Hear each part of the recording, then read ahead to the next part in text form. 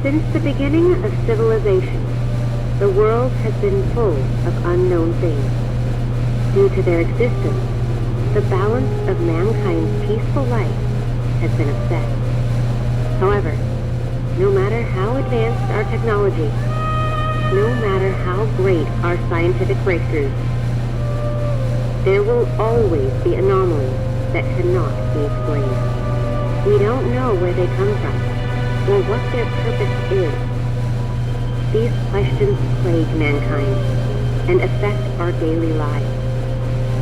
It's because of this that we founded the SCP Foundation, an organization dedicated to containing anomalous items, individuals, and phenomena. The SCP Foundation is committed to maintaining the normalcy of the world so that people may live free of fear. While ordinary people live in the sunlight, we must fight anomalies in the shadows. We must prevent them from being exposed to the public, so that people may live in a rational and ordinary world. We secure, we contain, we protect.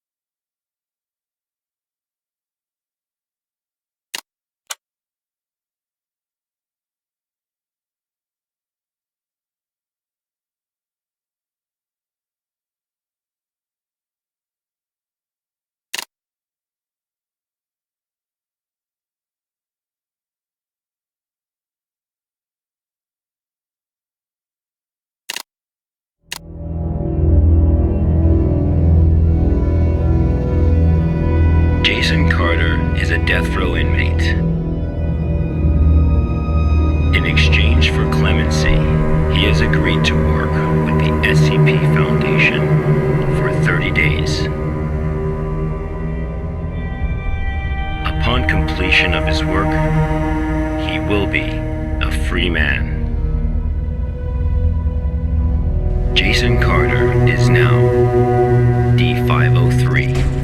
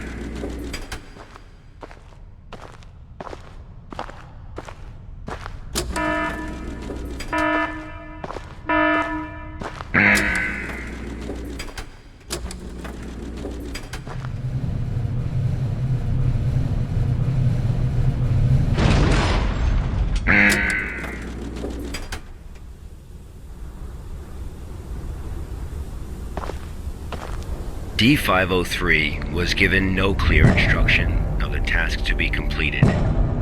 He must find them out for himself.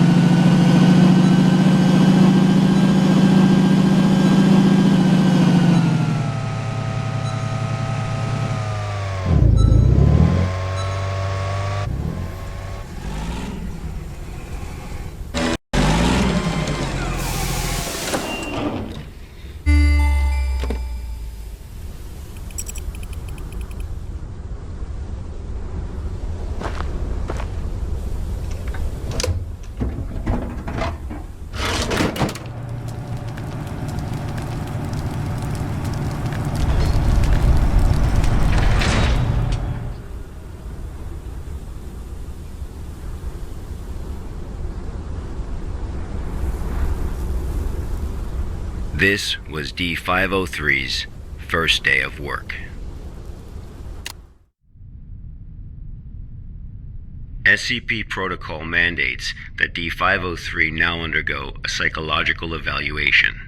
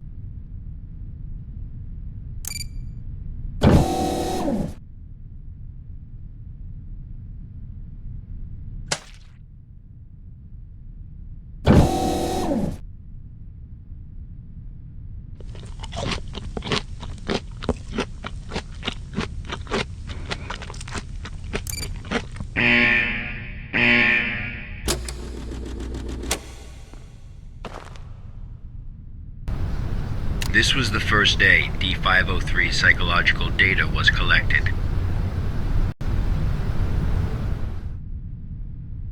You're probably wondering, how can this job earn freedom for a death row inmate?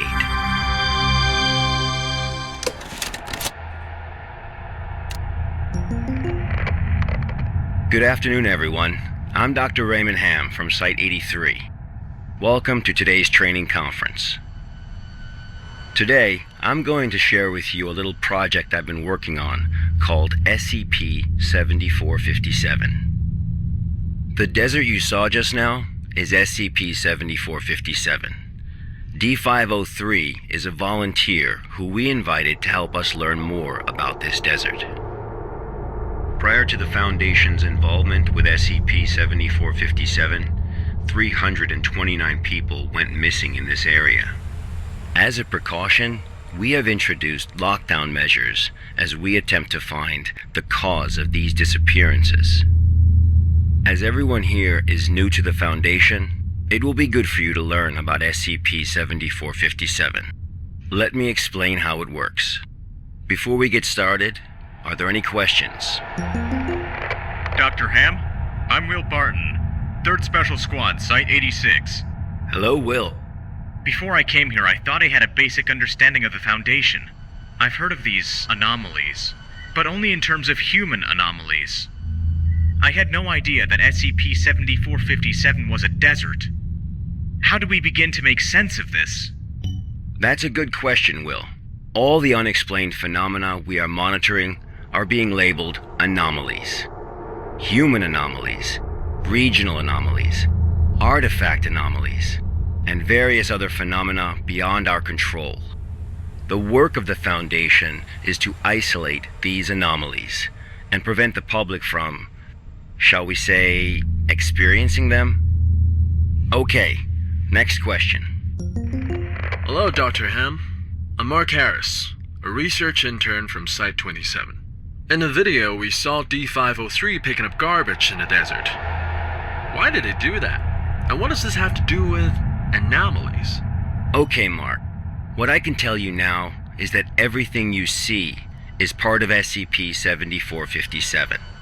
SCP anomalies can be a little difficult to understand at first. Just know that it, or they, have their own rules. Perhaps you'll understand what I mean once we finish watching the video. Okay, let's move on.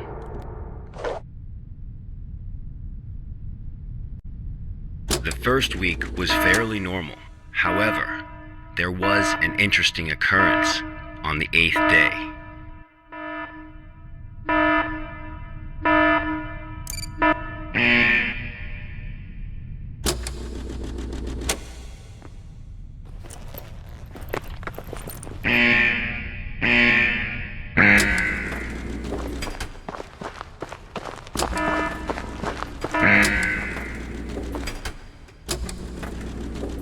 Let's have a look at what happened.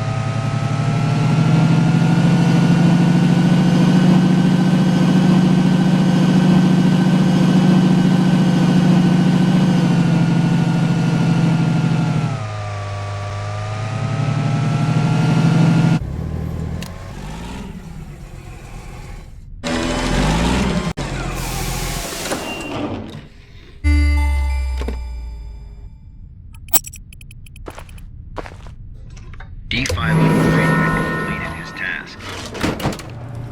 However, he did not realize that he had already encountered his first anomaly.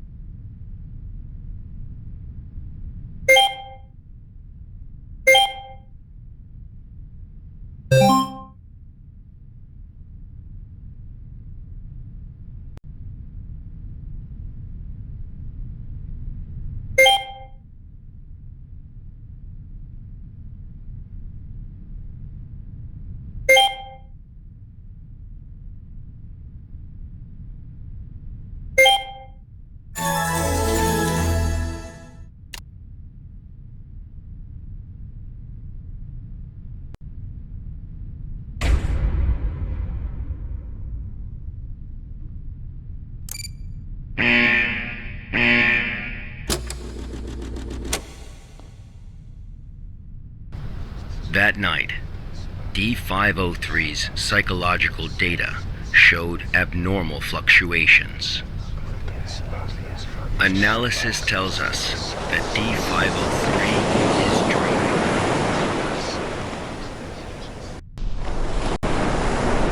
Unfortunately, though, we have no way of knowing what he dreamed of that night.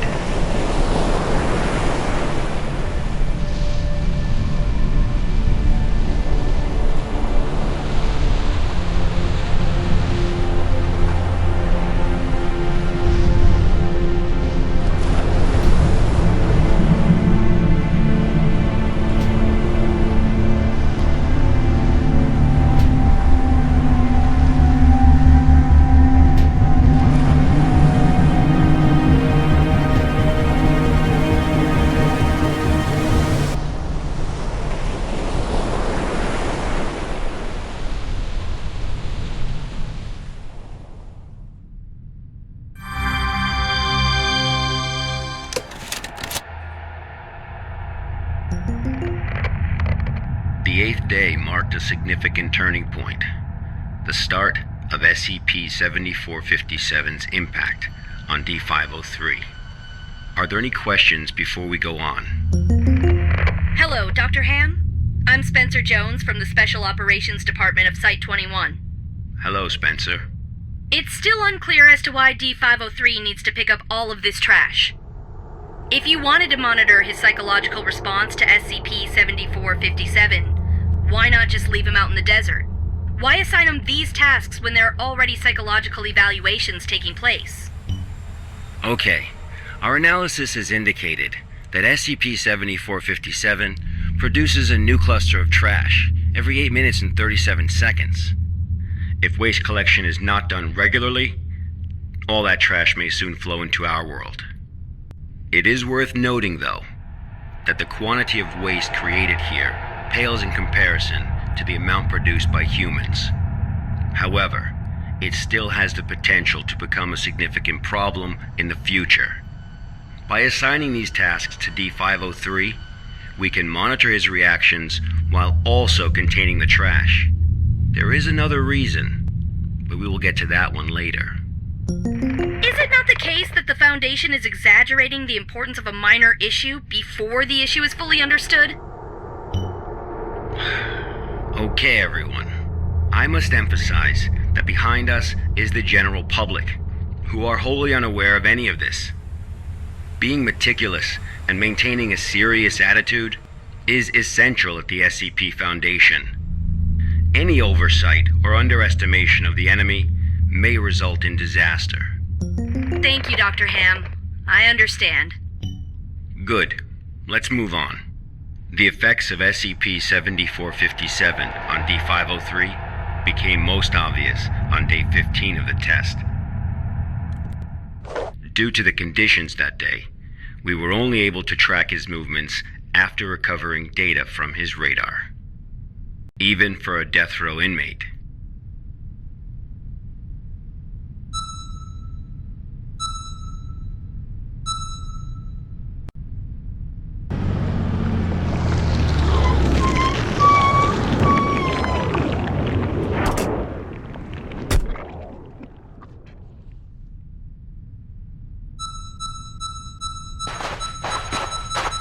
D503 found a radar that perfectly resembled his own.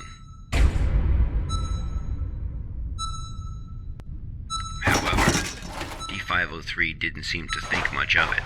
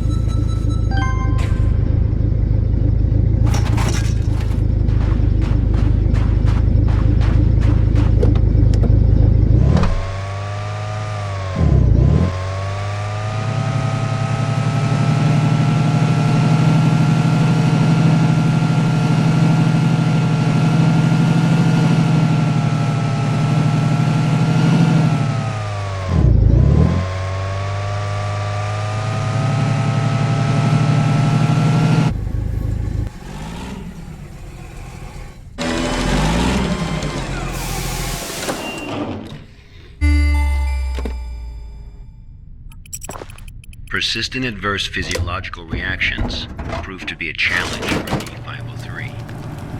He still managed to complete his work on day 15.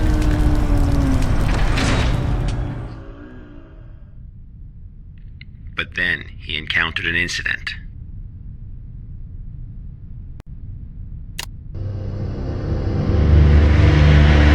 A sandstorm.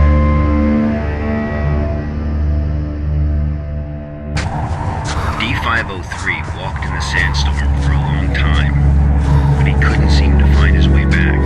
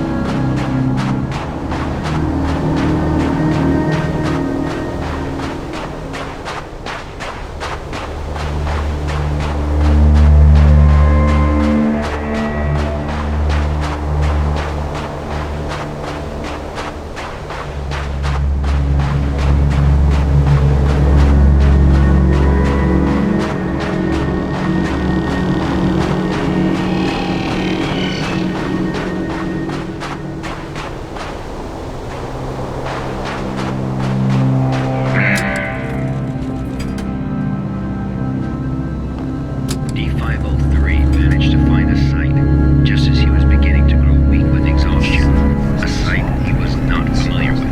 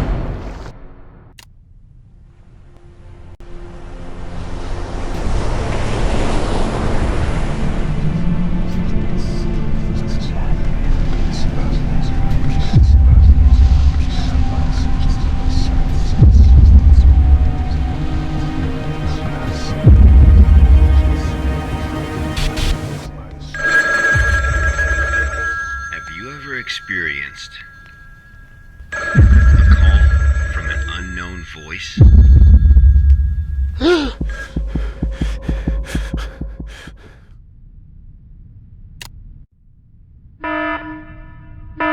Approximately 13 hours later, a visibly trembling D503 returned to Site 8.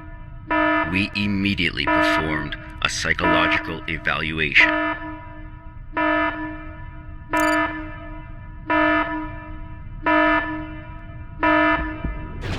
Major fluctuations can now be observed in D503's physiological data.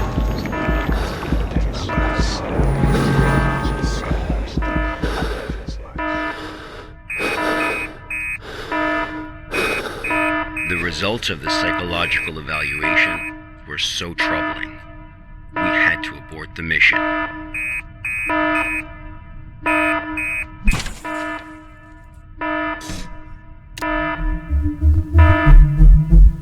D503 was able to break away from the Foundation's control. He has seen the test results of other personnel who were analyzed at SCP-7457. That's right, none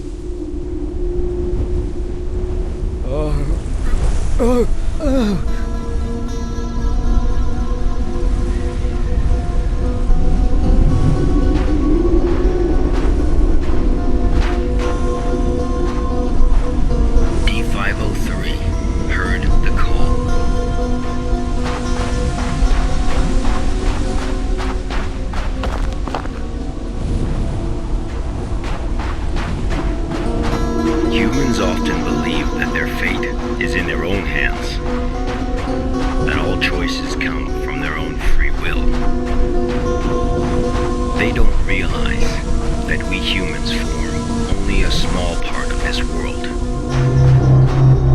Out there, in the unknown world, we are as insignificant as a grain of sand in this vast desert.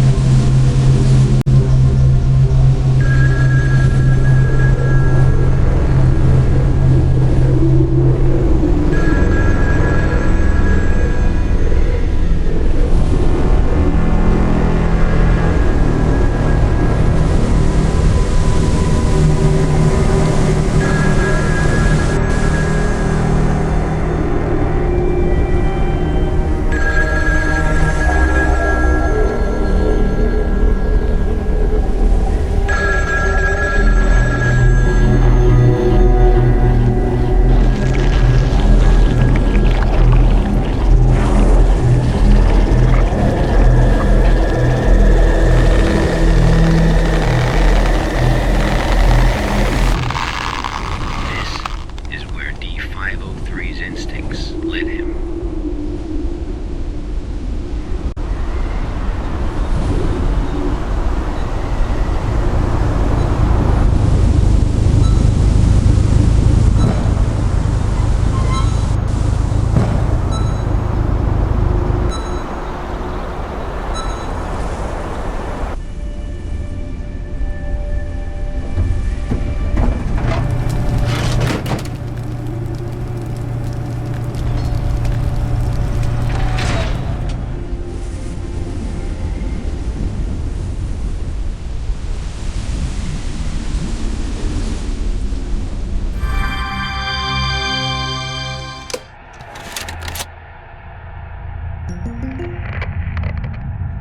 Days later, experiment participant D722 found the radar that had belonged to D503.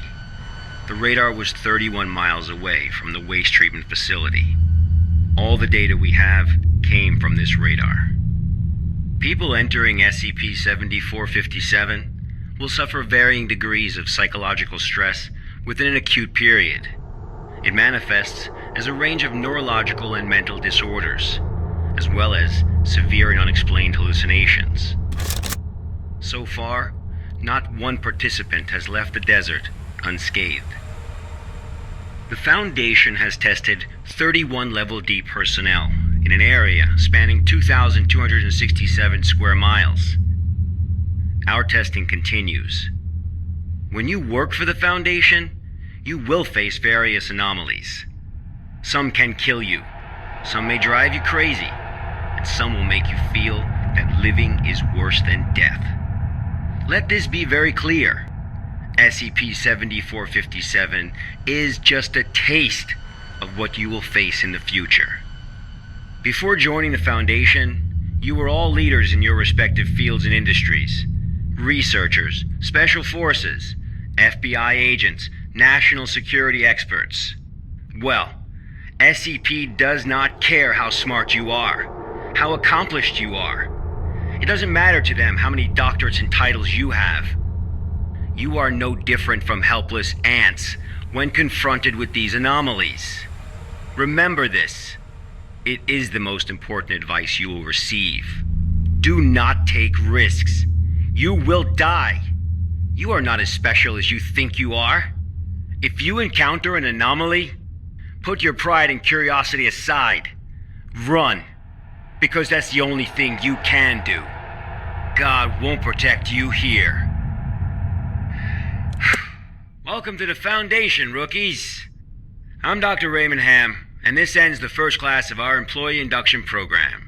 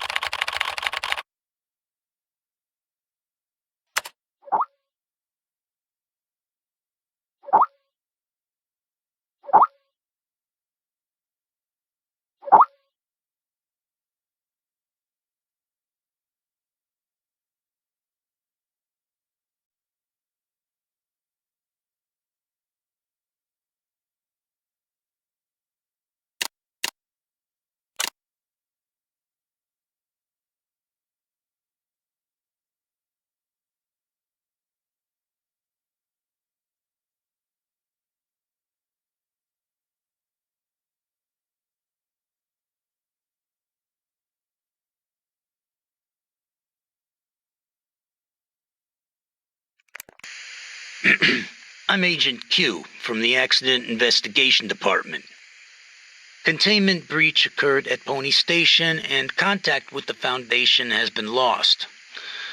Agent Bella Lawrence was given orders to enter Pony Station and retrieve the black box. Following is a transcript of the interview with Bella Lawrence.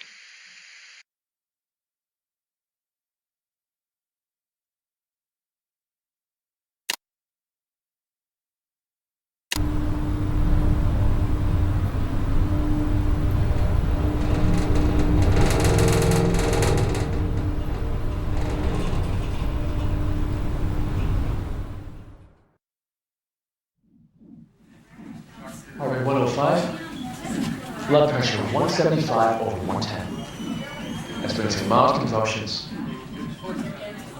Administer 5 milligrams of methanol to help control blood pressure. Bella? Bella?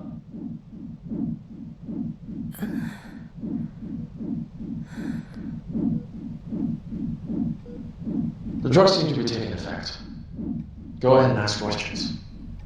I can't be certain how long she'll stay awake for. Where's the black box, Sparrow?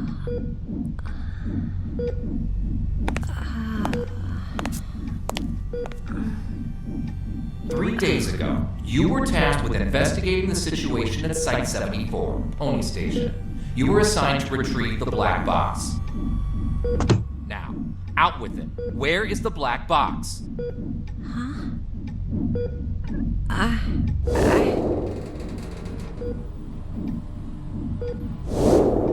I brought it back. I brought the black box back. Don't lie to us! You never brought it back! No, that's impossible. I remember. I completed my assigned task. I swear. Shit, my head. All right, here now. This isn't an interrogation. We are not here to lay blame or point any fingers.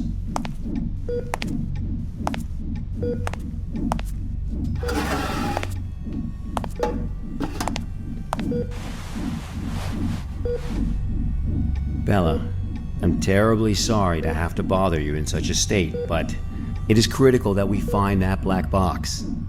We need to know what happened at Pony Station. My memory's a mess at the moment. That's fine. We'll take it slowly, step by step. Why don't we start from the moment you received your mission? Tell us what you remember. I'll try. That night.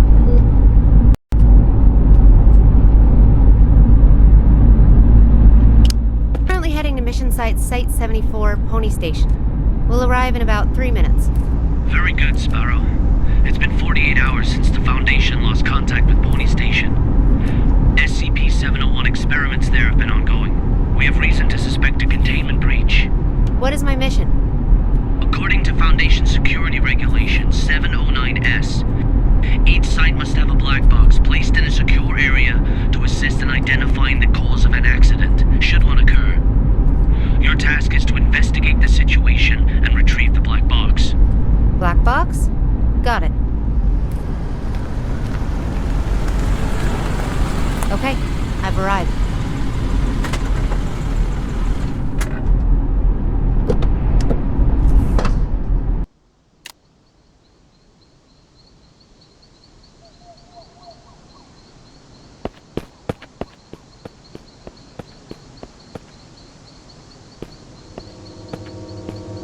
I'm able to observe the mission site from here, but it doesn't seem like one of the Foundation's secure facilities. Pony Station, officially known as Site 74, was originally a hydroelectric power station. After it was abandoned, the Foundation repurposed it as one of their sites. Initially, it was used only to contain a few safe-level anomalies, but recently it's also taken over SCP-701. I don't know all the details. We won't know the truth until you retrieve the black box. Got it. I'll complete the task as instructed and retrieve the black box.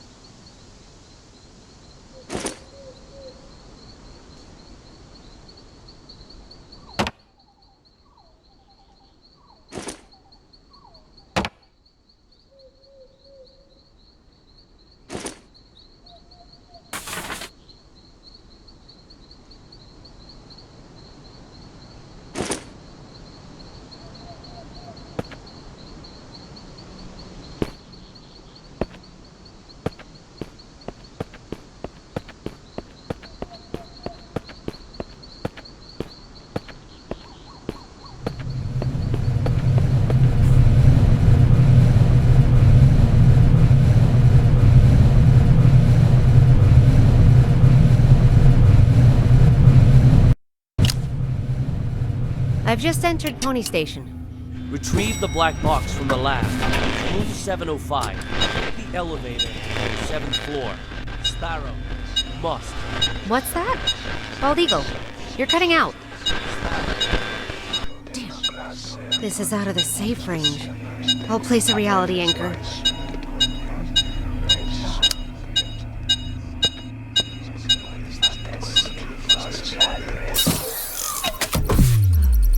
Okay. Much better. Now let's find that elevator.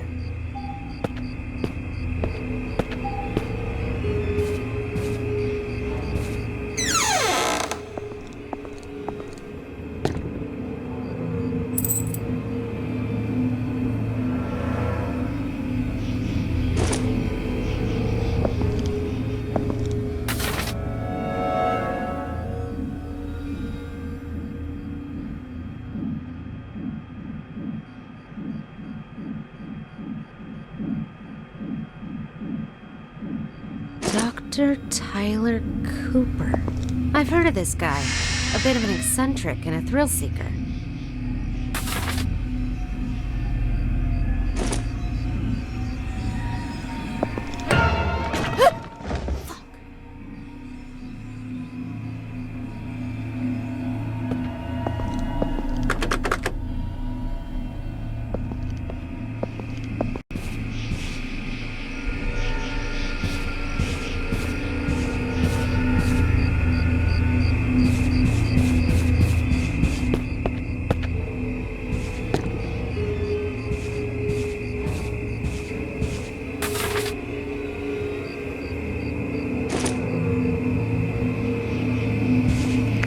All the plans, including the project schedule that follows, have been disrupted. The actors of the whole site is theirs. They managed to procure a goddamn script from God knows where, and they've taken over my laboratory accordingly. And Dr. Cooper, or whatever his name is, in particular, he puts on airs every time the operation starts as if everyone should listen to him. Who does he think he is? I had to let him know who's the boss around here.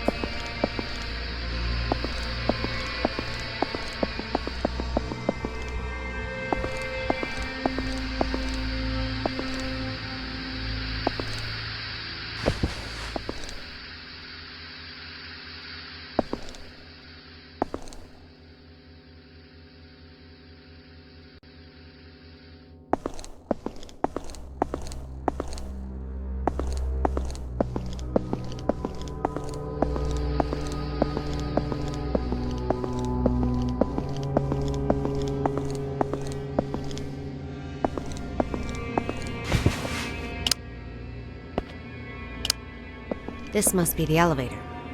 To the 7th floor, then.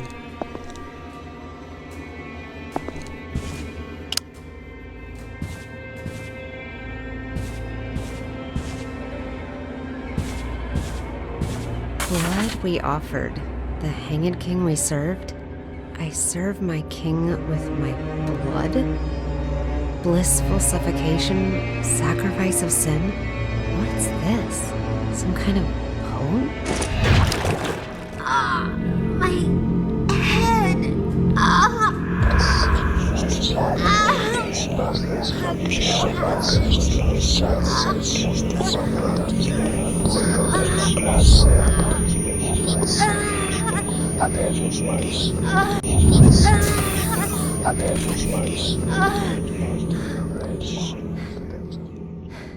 Holy shit!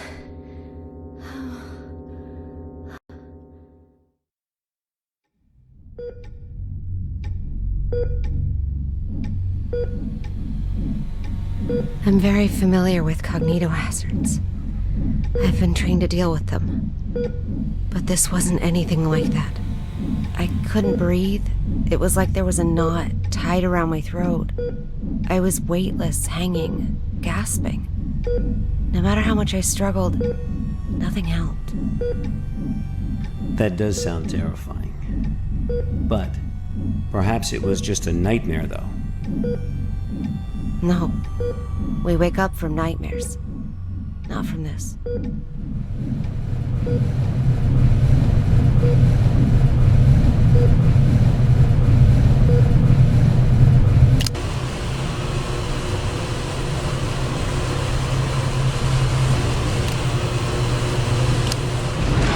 Are you kidding me?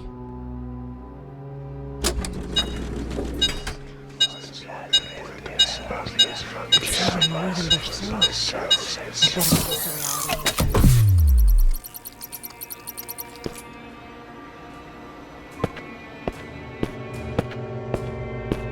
I guess I'm taking the stairs.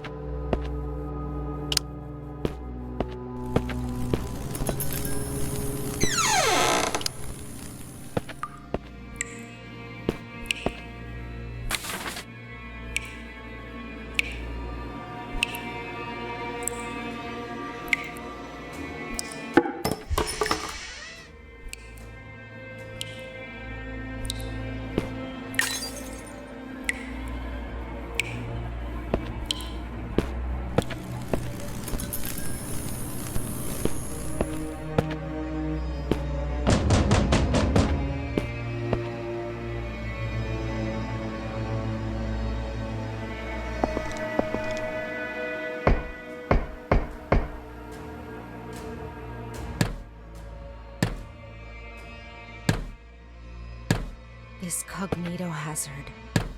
Could it have something to do with SCP-701? The situation here is much more serious than I expected.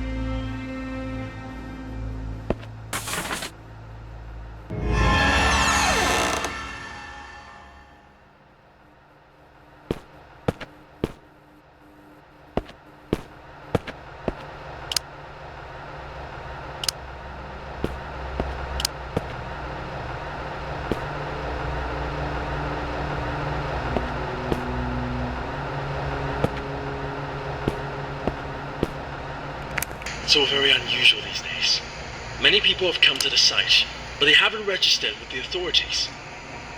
I've heard that Cooper and his team are rehearsing a script into a play, and that all participants are required to record their daily status. My experiment has to be put on hold because there's no one left to work on it.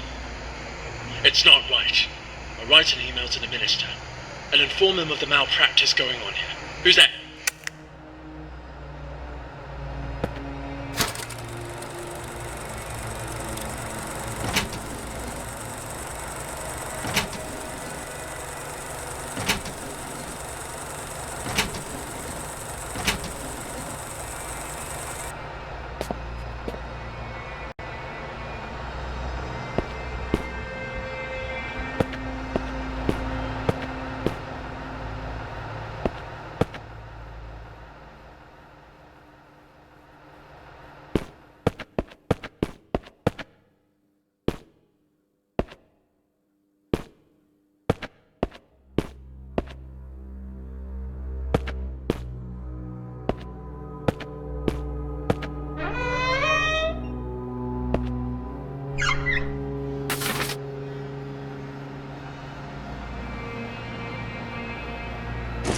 So many files. This must be the archive room.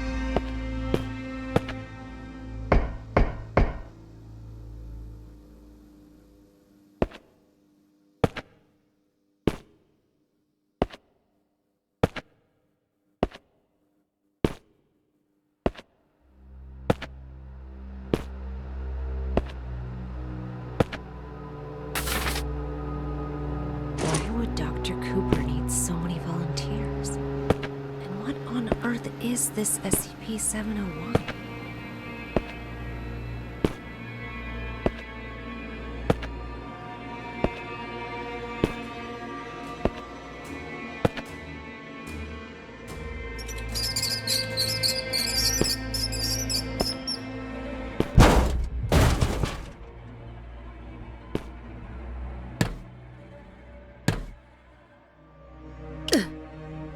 Finally, luck is on my side. This ought to get me to the 7th floor.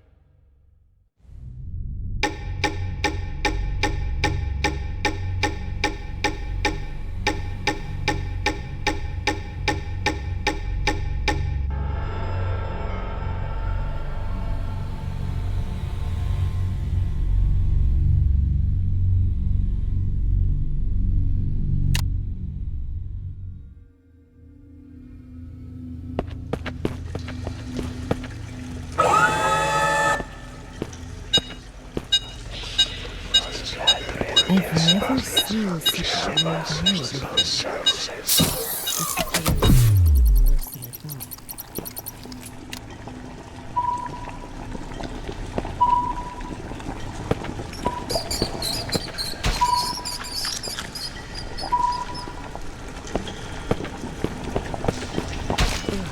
What is that smell? When was the last time I cleaned this place?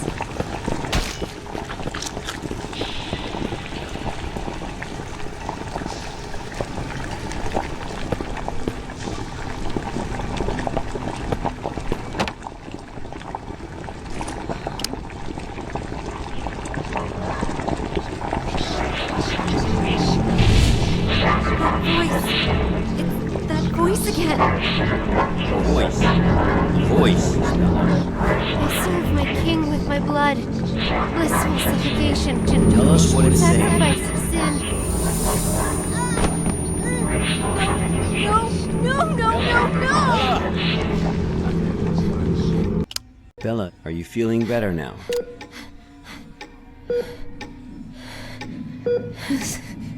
Suffocation. Like a rope looped around my neck, pulling tight. Weightless. Hanging. Nothing around me. Just my feet dangling, struggling, fighting. It will swallow me and make me its slave. Bella, you are completely safe here. Nothing can hurt you. Okay, let's continue. The situation there was much worse than expected. Much worse. I knew I had to get in touch with the Foundation. I managed to find a phone, and I called for backup.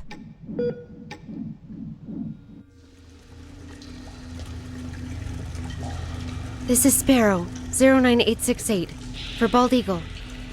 I'm at Pony Station on the 7th floor. The situation here is much worse than expected. I need backup. Bella, are you sure this is actually what happened? What do you mean? Yes, of course I'm sure. Come on, Bella. Try and focus. What are you talking about? Bella, you never made that phone call. Of course I... What? Pony Station was completely cut off. There was no contact with the outside world whatsoever. A phone call? That would have been impossible. No, but I saw... What did you see, Bella? Tell us what you saw.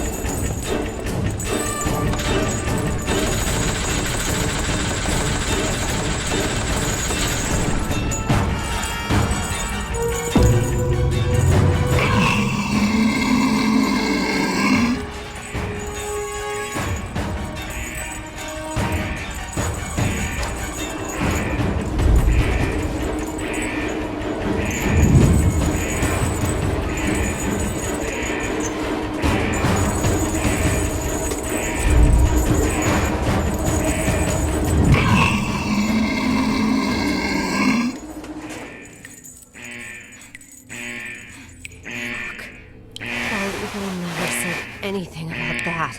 Bastard.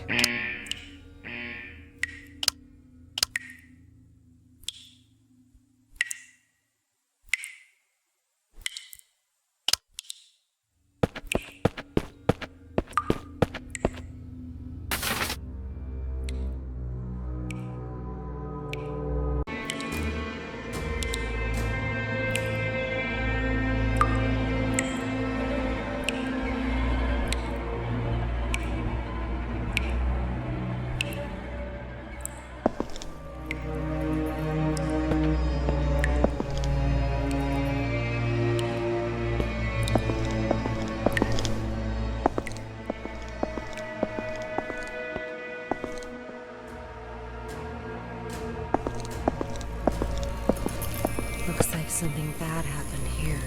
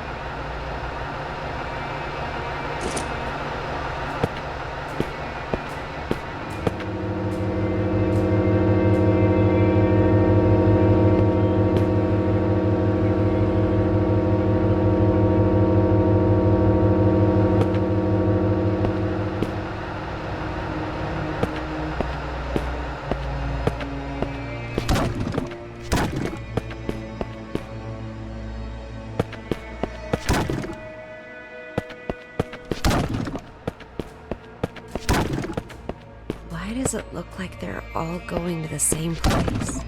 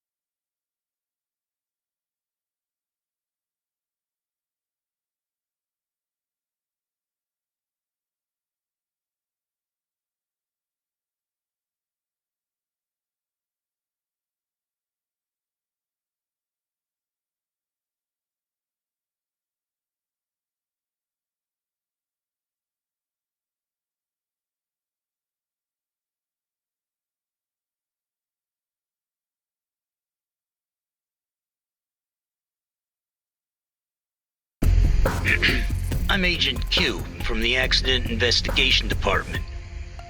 Containment breach occurred at Pony Station and contact with the Foundation has been lost. Agent Bella Lawrence was given orders to enter Pony Station and retrieve the black box. Following is a transcript of the interview with Bella Lawrence. Talking about? I'm fine. Have to be locked down. Conspiracy is. Oh, hang it, King. I'm going. Oh! Faster!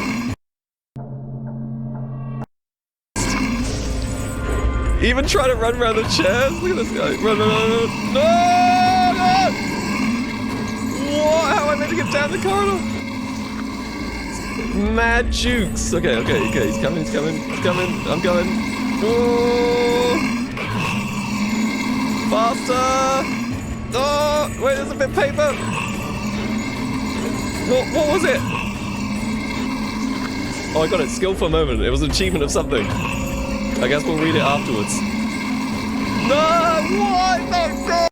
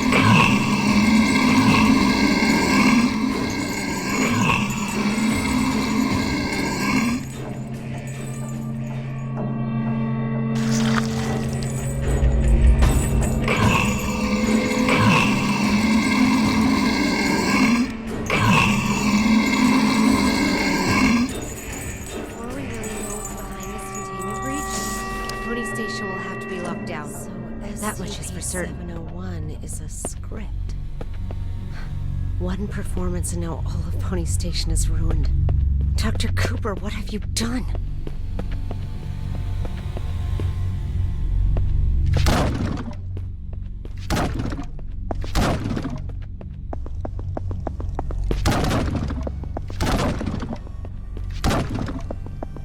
It's those mannequins again.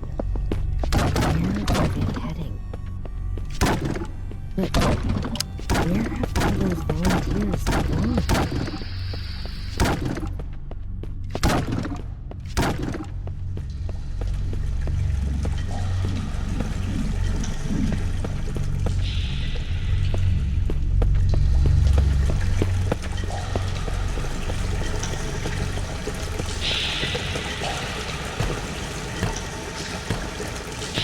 Holy fuck.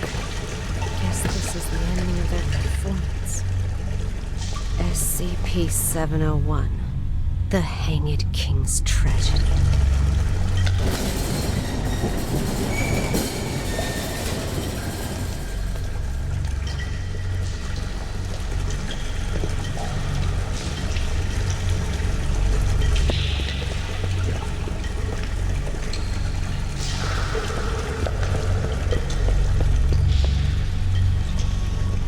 I serve my king. Who's there? With my blood.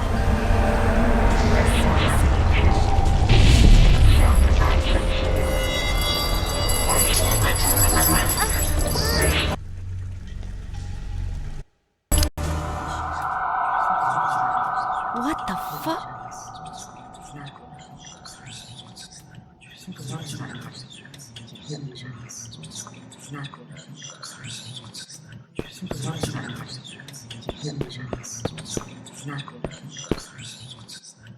Killer sacrifice his head and seek redemption with his blood.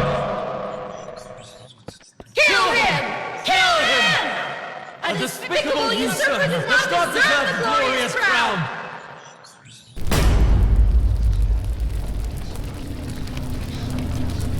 What the hell is going on? It's the goddamn cognito hazard again. I need to leave right now.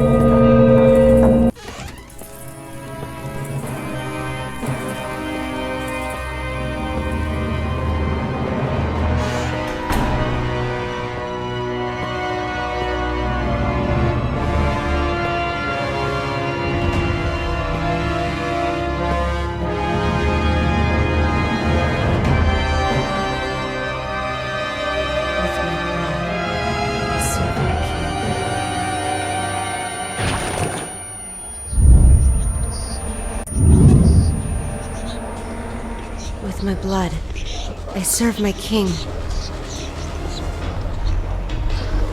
With my blood, I serve my king.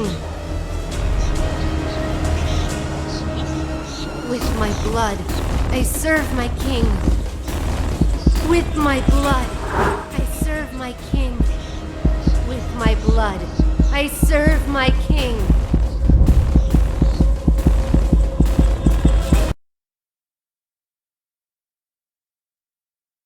With my blood, I serve my king.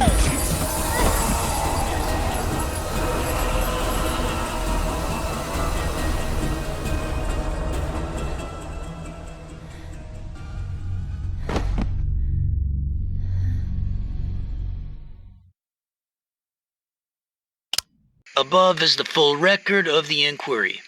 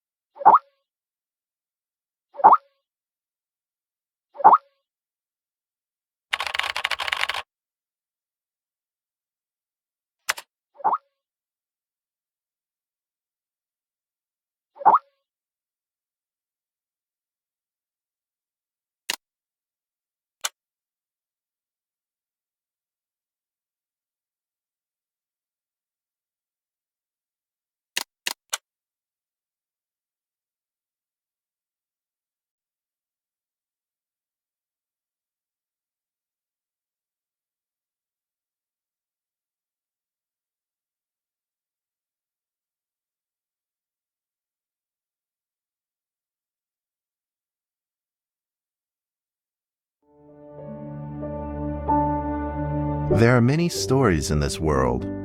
Some are read widely all over the world.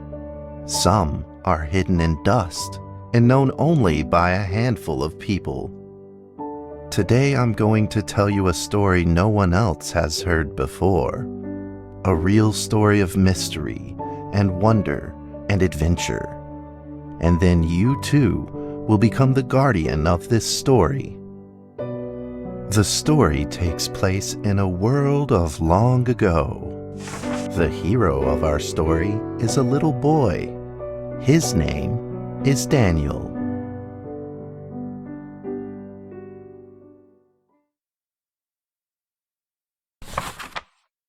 One day, out of nowhere, Daniel got a serious case of chickenpox. It made him look like a strawberry.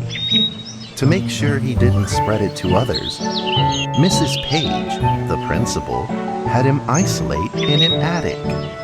And so, in the attic he lived, all on his own. Mr. Daniel, while up here in this attic, you'll have plenty of time to practice your penny whistle. I hope you practice well and prepare for next month's art festival. But Mrs. Page, the melody is so difficult. Don't give up, boy. You don't give up before you fight.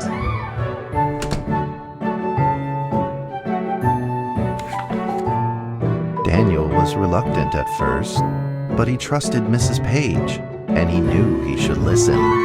And so he practiced the penny whistle.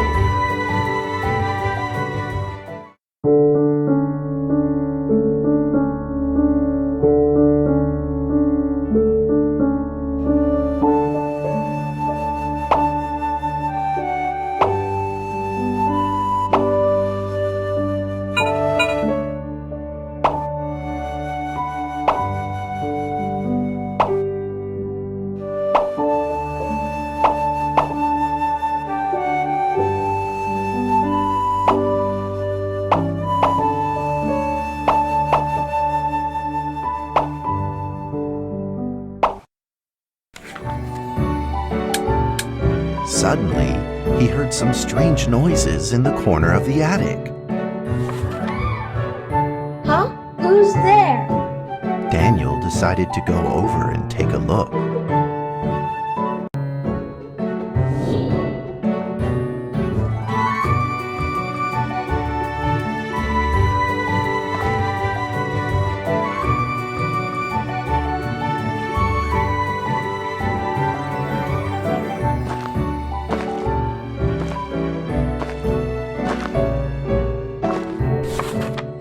It was a mousetrap, and there was a red origami paper dragon inside of it.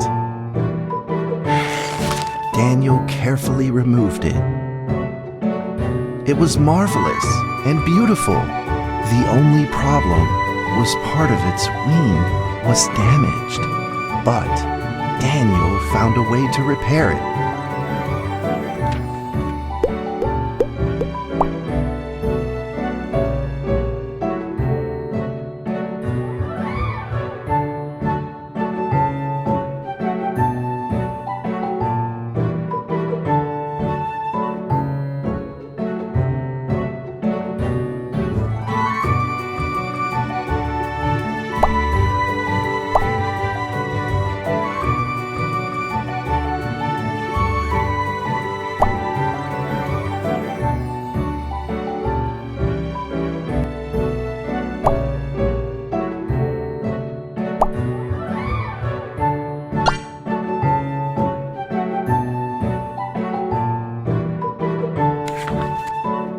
Daniel held the repaired paper dragon high up in the air, imagining that it soared over all the world below.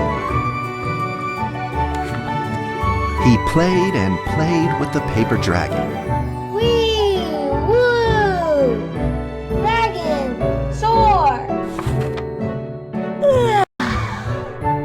In the warm afternoon sun, Daniel had to fight his eyelids just to keep them open. Could it be? Or is this all just a dream? The next day, with boredom and loneliness weighing him down, he began to fiddle with the old radio. Our town is located in the plains where earthquakes are not particularly common. Although there are 17 fault zones around us, they are all inactive.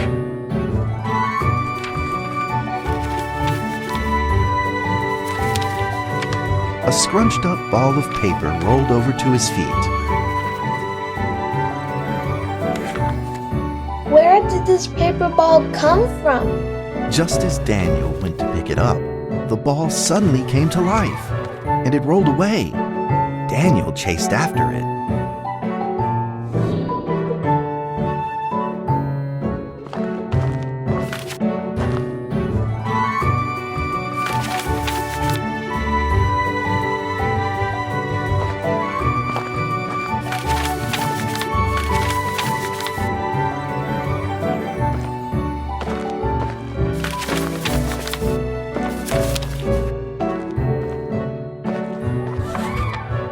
Just as he was about to seize the rolling paper ball, suddenly, terrible sparks erupted from it.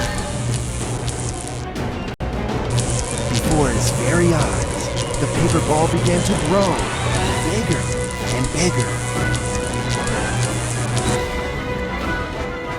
At that moment, a red figure suddenly appeared.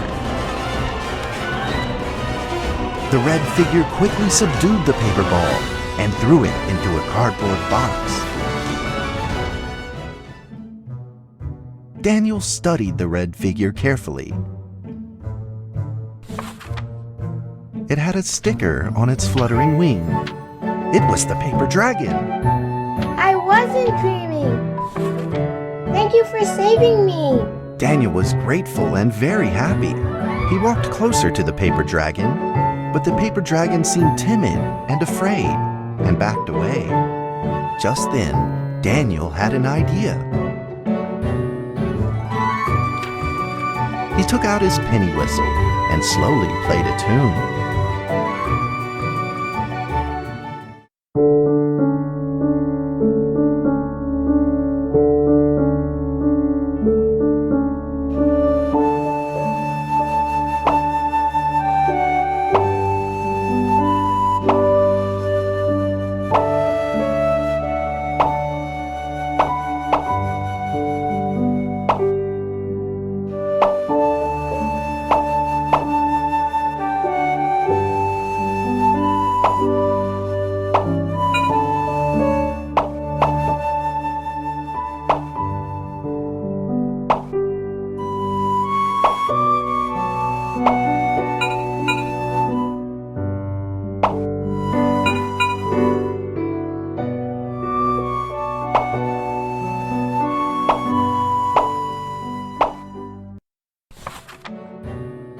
paper dragon enjoyed the sound very much.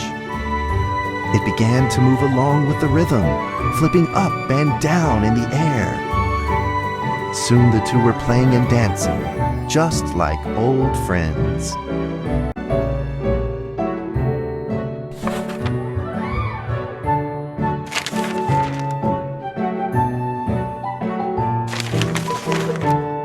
The paper dragon traced out a beautiful arc in the air, communicating with Daniel in a unique way.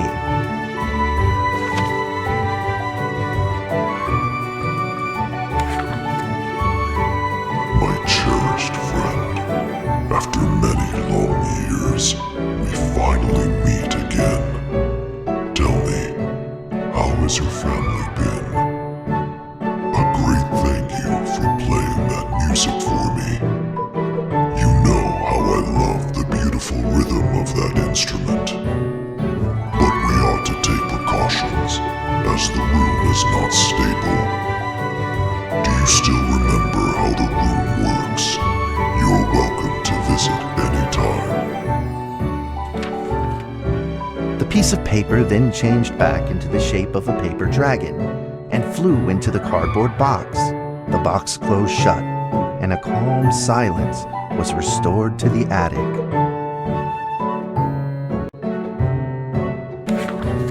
Daniel rushed to find a watercolor pen and marked the box with excitement in his fingertips.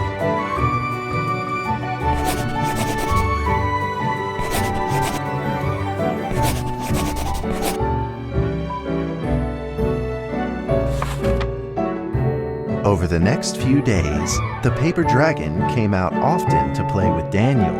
During this time, Daniel introduced many of his friends to the paper dragon.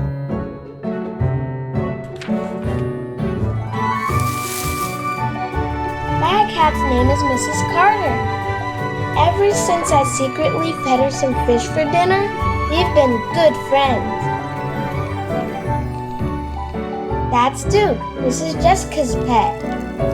He doesn't like rainy days or Mrs. Carter. Only smoked sausages fit his taste. And now, we are friends too. My name is Daniel. What's your name? The paper dragon flapped its wings as if it didn't understand him. Well, since you like the sound of the penny whistle so much, why don't I just call you Penny? I'll keep practicing to make you sound better. Daniel and Penny then played baseball together in the attic. Let's play cat.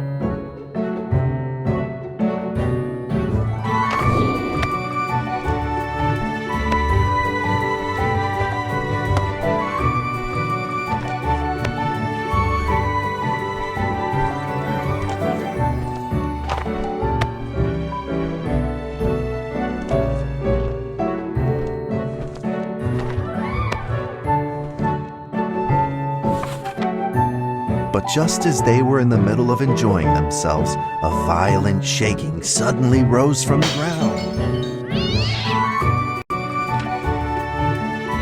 A stubborn earthquake is back at it, folks, and it seems even stronger than last time.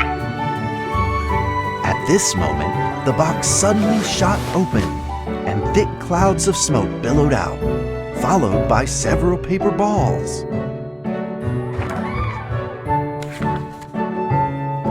Penny attacked the paper balls without a moment's hesitation and promptly threw them back into the box. Penny then flew around in front of Daniel and rushed right back into the box. As the box closed, the earthquake stopped. Facing a friend's farewell without a formal goodbye, Daniel felt confused and lost. He moved the box to the center of the attic. Facing it, he practiced his penny whistle, day in and day out.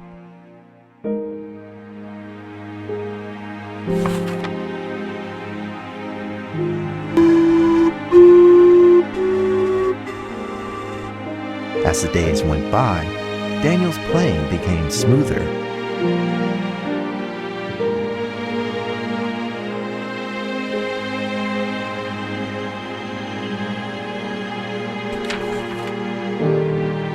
One day, the box suddenly began to move. Huh? 1, 2, 3, 4. This time there were 4 paper dragons. But they weren't alone. Enemies began to jump out of the box too. Earthquake! Another earthquake! This time it's reached a magnitude of 5.8! In that small attic, the 4 paper dragons fought fiercely against the paper balls. This time, the paper balls used new tactics. They clumped together into a single monstrous ball of paper. It began to shoot strong bursts of electric sparks at the paper dragons as they flew through the air. As they were hit, the paper dragons fell from the air, one after the other. Seeing the injured paper dragons, Daniel felt very distressed and anxious. Just then, one of the paper dragons painfully started to fly and gathered the remainder of its power. The paper dragon transformed into a great beam of light and dove straight down to pierce through the monstrous paper ball. And then came another paper dragon. The monstrous paper ball was blasted to bits, exploding into smaller paper balls. Trembling, they struggled to escape back into the box. The sacrificed paper dragons were reduced to swirling shreds of paper, and a silence pervaded. Peace and tranquility were restored once again to the attic. Daniel saw the remaining 2 paper dragons lying on the floor, badly wounded. He rushed to grab some stickers and treated them at once.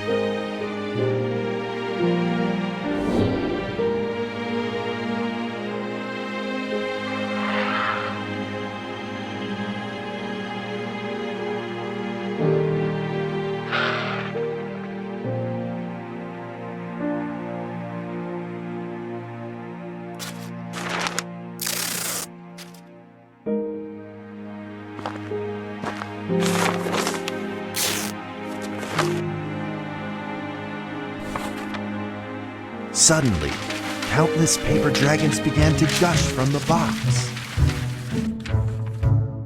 The 2 wounded paper dragons were repaired and began to fly. Like 2 colored threads, they merged with the other dragons, flying in unison. The dragons moved like a tide, flying freely through the attic. Daniel eagerly took out his penny whistle. He showed all his paper dragon friends the results of his hard work and practice.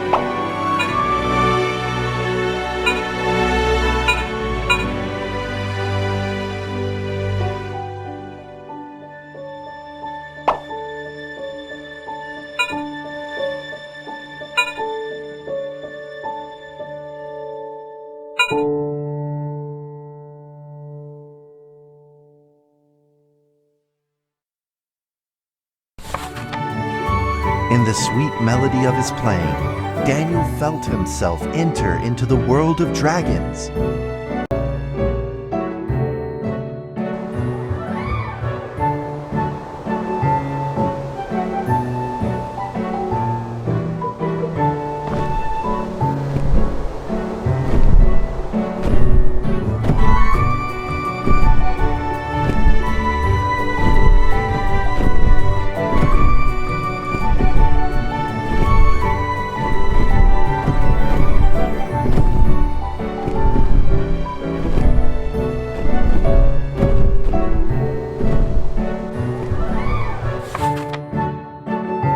Paper dragons merged into a long letter and floated down towards Daniel to tell their story.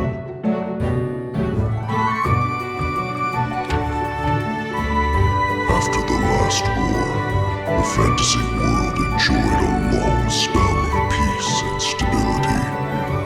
But now, the giants have returned. They have launched ferocious attacks, trying to invade your world through the room. We are prepared to launch the final defense.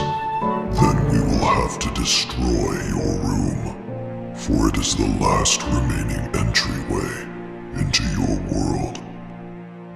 Please believe this farewell will only be temporary. We will not be apart forever, and we will never forget our eternal mission of protecting you.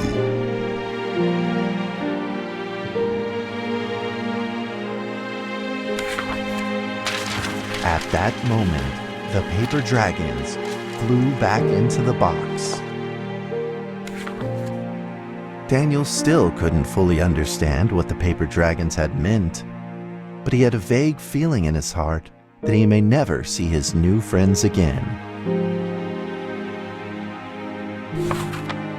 A few days later, Daniel's chickenpox had fully recovered. He could now play the penny whistle very, very well. But the paper dragons never returned.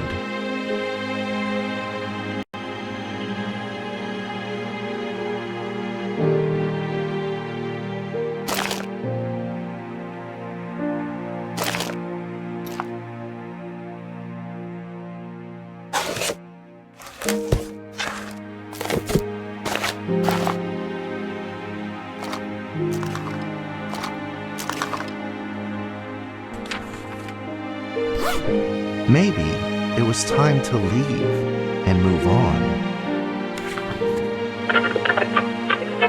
Earthquake warning! Magnitude 6.2! A massive earthquake is hitting our town! All townspeople, please leave your houses immediately and move to safe open spaces! Just then, countless paper dragons shot from the cardboard box. However, it seemed like they were under attack, spinning and falling through the air in confusion. What's happening? Daniel quickly grabbed the stickers out from his bag and did his best to heal the injured paper dragons.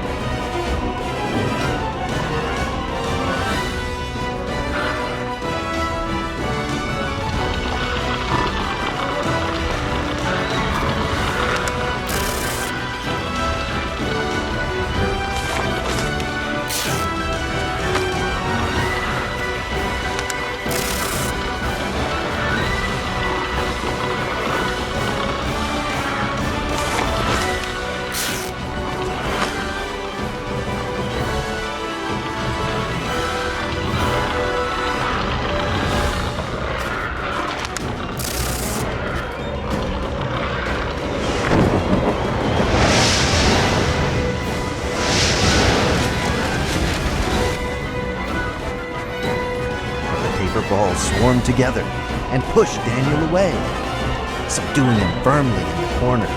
He couldn't move.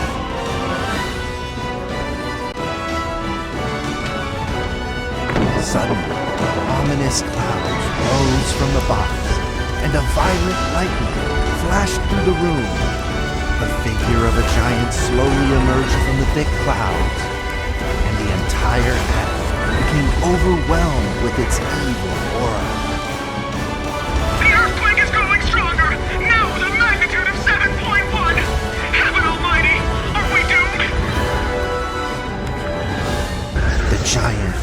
used its power maniacally.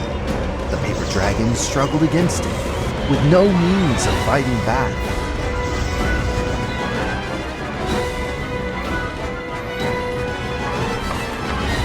At this critical moment, two paper dragons shined brilliantly. Together, they heroically crashed their bodies into the giant.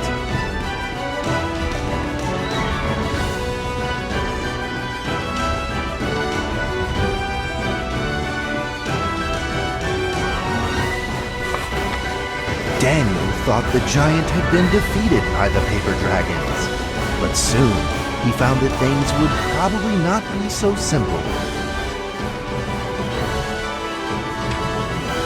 The giant's figure could still be seen in the thick smoke, looking evil and terrible. The attacks of the paper dragons had had no effect, and the giant had only grown stronger. It fought back with a new ferocity.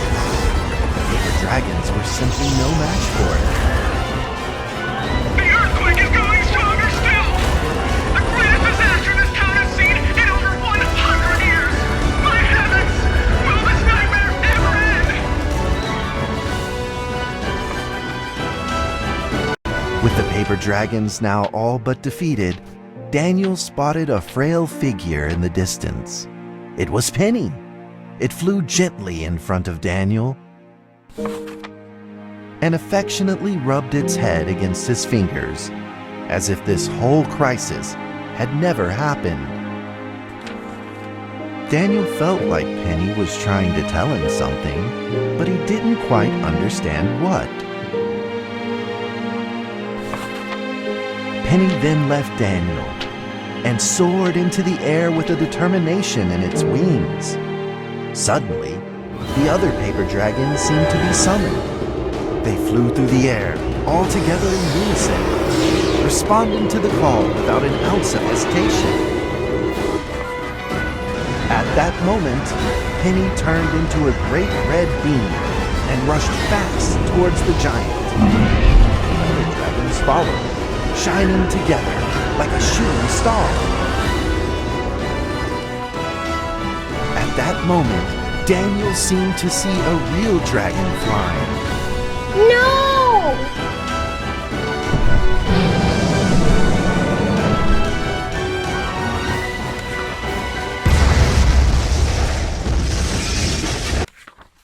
The huge explosion from the impact drowned out everything else in the attic. The attic rained down with countless pieces of paper, the leftover scraps of the paper dragons. Daniel wanted to collect all of the pieces. He thought he could still fix them.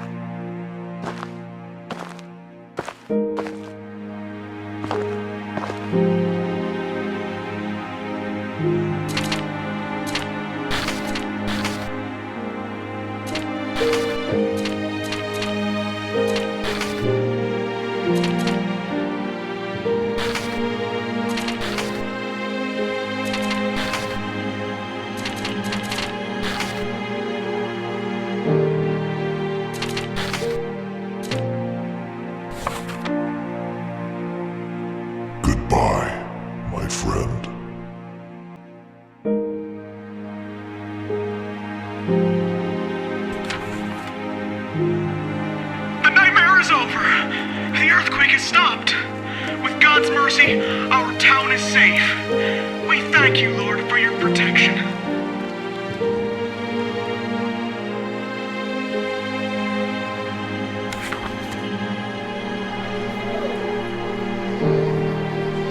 few days later, the art festival was held as scheduled. Daniel attended the show with his penny whistle.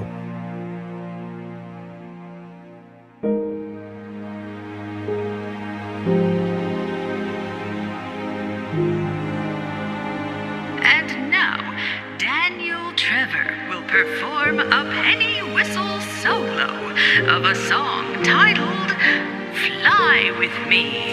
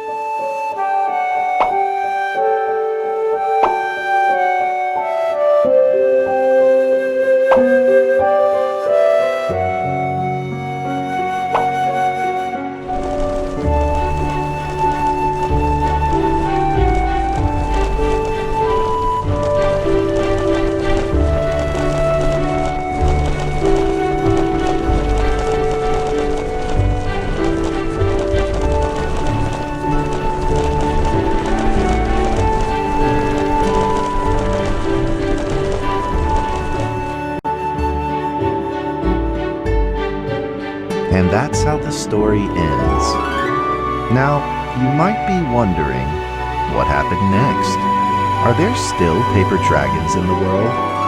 Well, that's a difficult question to answer. But I believe that they are still protecting us somewhere in this world, just like they promised they would, forever, into eternity.